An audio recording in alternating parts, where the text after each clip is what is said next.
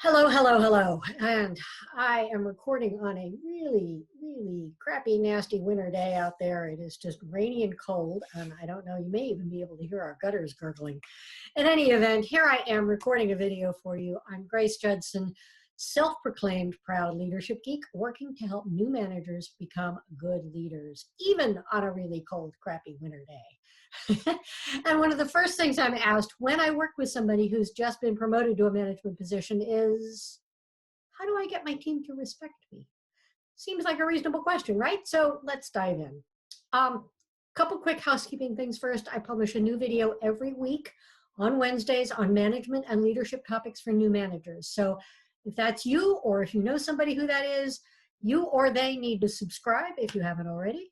And make sure to click the little bell so that you get notified to come back when I release a new video every week.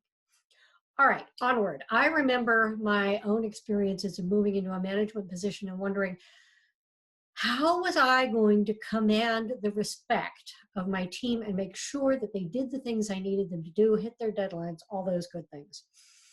And I think that's a pretty normal question for anyone who's been in an individual team member role and is now in this new leadership role. They've been in that individual team member role for their entire career lifetime. And now it's like, wait, what? How do I do this? Because yeah, it is a very different job. Okay, that's what we're going to talk about here in this video. And by the end of it, you will know ways to gain your employees' loyalty and start building a really good, high-performing team that you're going to just have fun working with. How's that for an idea? I was in management and leadership for over 16 years before I started my leadership coaching business in 2005. And I've helped a lot of clients with this issue. I've helped them understand how to manage and supervise and, yes, lead, because good managers are leaders, with confidence and be successful. So let's get on with it, shall we? When you're new to this role of management, even if you've been in the corporate world and the workforce for maybe over a decade or longer, it's kind of out there in uncharted territory. I had one client say to me, you know what, I feel like my whole world is upside down. And that is accurate, because guess what? You've never been a manager before, and it's a very different thing from being an individual team player. So your team, meanwhile, is probably looking at you with a little bit of curiosity and maybe some anxiety of their own. You can probably relate if you think about times when you have had a new manager promoted to lead your team or brought in to lead your team. And it's especially true if these are people who have been working side by side with you up until now. They're now like, you know, I wrote an article a while back actually on LinkedIn. I'll put it in the notes down below, called, you know, Jekyll and Hyde. What is this thing that happens when people are promoted? It seems like they change personalities. Okay, is that something that sounds familiar to you? Everyone I have talked to who's gone through this shift, and I do mean everyone, has basically rolled their eyes and said, oh yes, it is not fun, it is hard. How about you? What's been the hardest thing for you in making this transition? If you're in the middle of it, if you've already gone past it, maybe you're looking toward it as a future thing when you get promoted. Put a comment down below. Let me know. Ask a question, because I'd love to be able to come back and answer it and maybe use your question in a future video. How's that? Okay. My first tip for you is that most people really do want you to succeed. They want to work for someone that they respect and trust. And they want you to, since there you are as their manager, they want you to be that person. The main exception to that rule is someone who might have been hoping to get the promotion you just got. Another potential exception is someone who's just kind of generally unmotivated and isn't really going to put out or work well for anyone. I talk more about both of those types of employees in my playlist on how to manage difficult employees.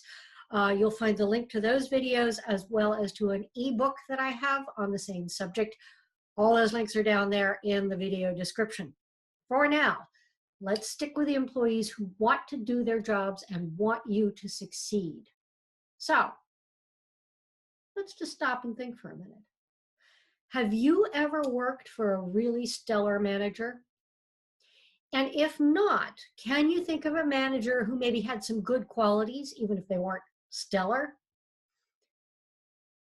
go ahead and comment on the first thing that comes to mind when I ask you that question. What is that quality? The first thing that comes to mind for you. And then after we're done with this video and you've listened to the whole thing and heard the rest of what I'm going to suggest to you, sit down and make a list of all the things you admired most about those managers. Don't stop with that. Think about people you've heard of whom you respect. Maybe it's somebody in the news, maybe even a political figure, although that's always a little iffy. Sorry. A local business owner, a teacher you had in school, your church elders. You get the picture, right? Anybody you can think of who has been a good leader, a good manager of people, somebody who's good at getting people on the same track. Maybe it was somebody who was a volunteer leader and you were volunteering. What are the characteristics and actions that make them stand out for you? You see where I'm going here, right? I mean, I think it's pretty obvious. You're thinking about what makes someone worthy of respect and trust. And now you can look at that list and you're not just spinning in your head. You've got it down on paper. You can model your actions on that.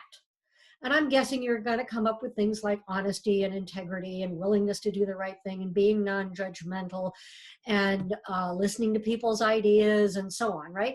So go forth, adopt those qualities. It may not be easy and it may not always be comfortable, but as long as you're making the effort, your team will respond. They'll see that you're trying. I've got more ideas on all this. I've got a whole series of videos. It's called Leadership A to Z. It's a playlist. Again, I'll leave the link down below. I touch on a leadership characteristic, a quality for each letter of the alphabet. And yes, it does include X. I'll leave it up to you to go find out what the X word was. The link is below in the video description, along with all the other resources I've mentioned.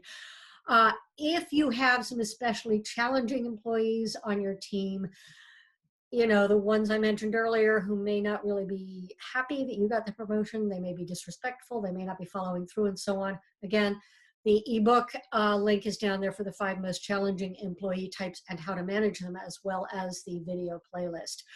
You're probably going to need, there's a little see more link that is in the description field. You'll need to click on that to pop the whole thing open so you can see it all. And finally, if you liked this video, and I hope you did, please let me know by liking it. Click that little thumbs up, subscribe if you haven't already, share it with your colleagues. And again, comment so that I know what particularly caught your attention in this and what questions it may have brought up for you, because I do come back and look at all comments, I answer them, and I take ideas from them in order to make more videos. Every Wednesday, one comes out. Okay, take care, have fun, go forth and be a good manager and a good leader.